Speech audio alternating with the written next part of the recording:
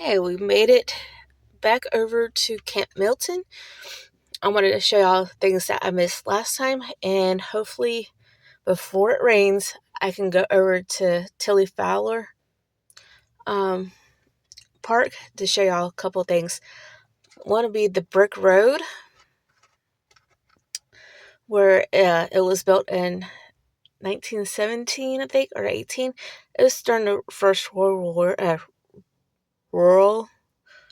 War, excuse me, and the fire tower. So those are my two main things. So let's see what I can get done before it rains, because it's supposed to be 45 chance of rain, and let's get moving. Okay, two. They must have just planted these. Those are pretty. I guess they just planted these not too long ago. I'm on my way to the first spot I wanted to show you guys.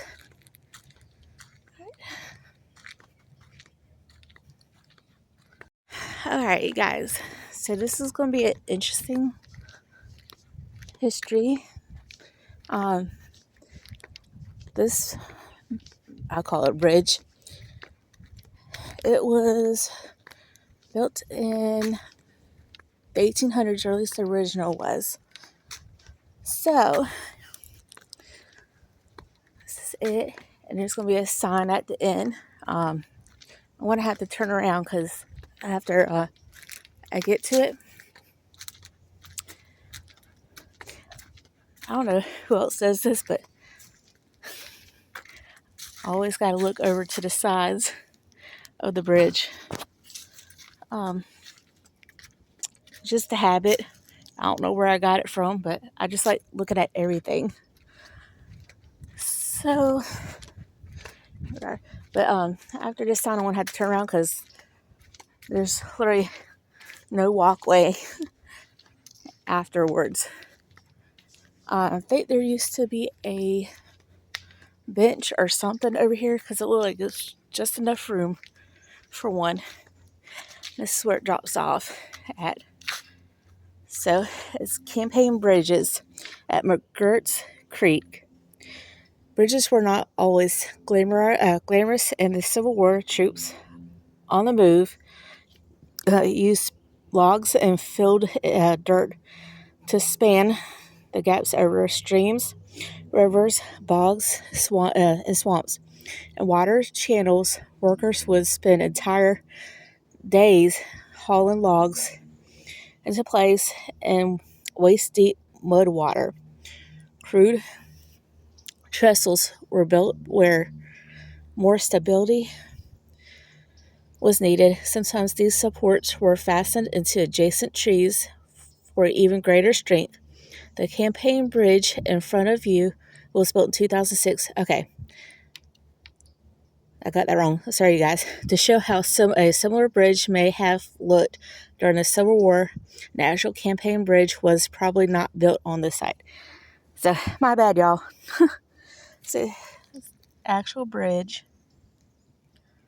back in the Civil War days. This is a little dirty over here, but yeah, this is McGirt's Creek, and it goes very far. Like, parts of it is off 103rd. This is off, I think, Halsema Road, and Blanding, right around the Orange Park Jacksonville border. So we got that. Now let's go to our second location, which is at the front. See you guys in a minute. Okay, I went to the other side of this, but this is the end of here. As you can tell, there's the other side I ended on last time I was here. I thought this went around more, but this talks about the pine cone battles.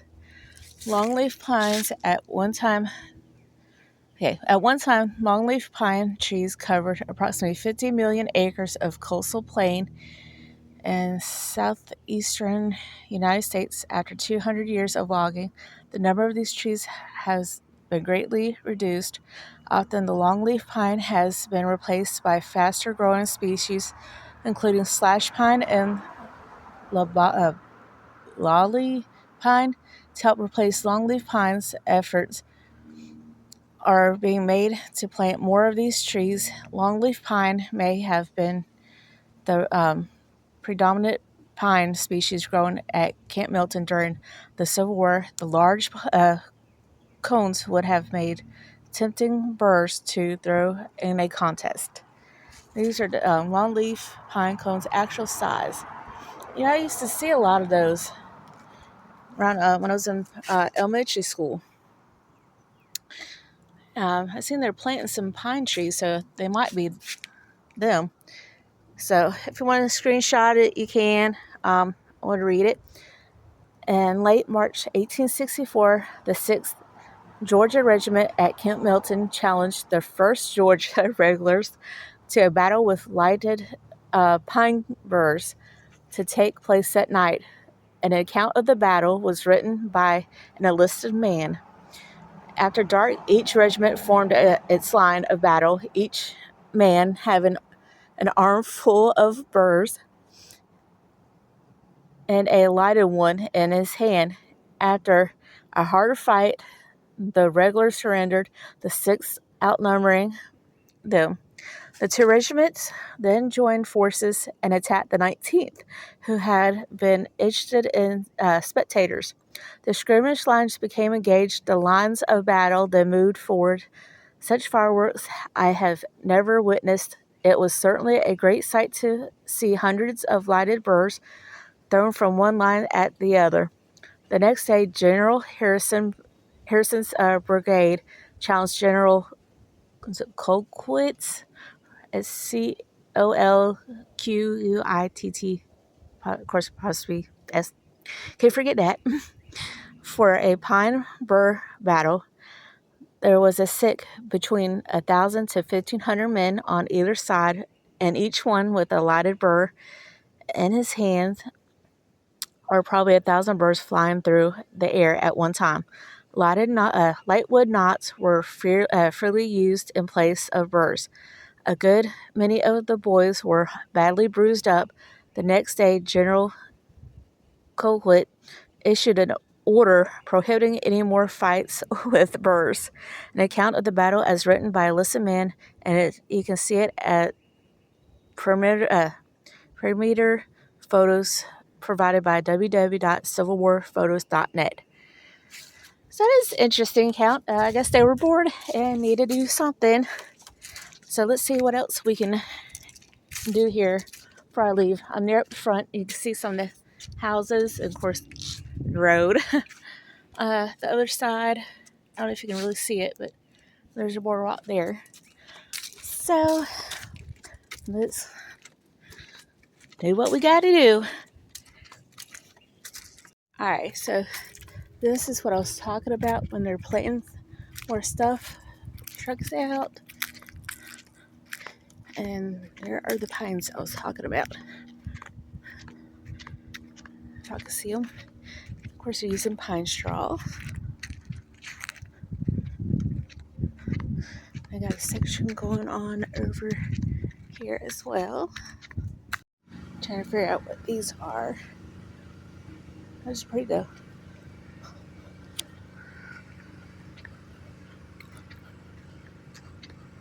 Made it back in my car. Had to go by to the way I help sit with, so my mom could go take something to some food to somebody. She forgot to give them yesterday. I was going to go to the other park, but it started thundering, so I'm pretty sure that's not going to happen today or for a little bit at least. So we'll see. I'm just going to let it pass. If not, I'll make another video tomorrow and I'll do either the Tilly Fowler or just drive around and stop at different places. I'll see what I can do. I got some stuff I got to do in the morning with my church, so I haven't done anything in a while, and I wanted to go help out. We got some projects going on, trying to fix different things. It's an older building, so there's some things that, need to be done. So I'll be there for at least 2 hours, but we'll see what we can do.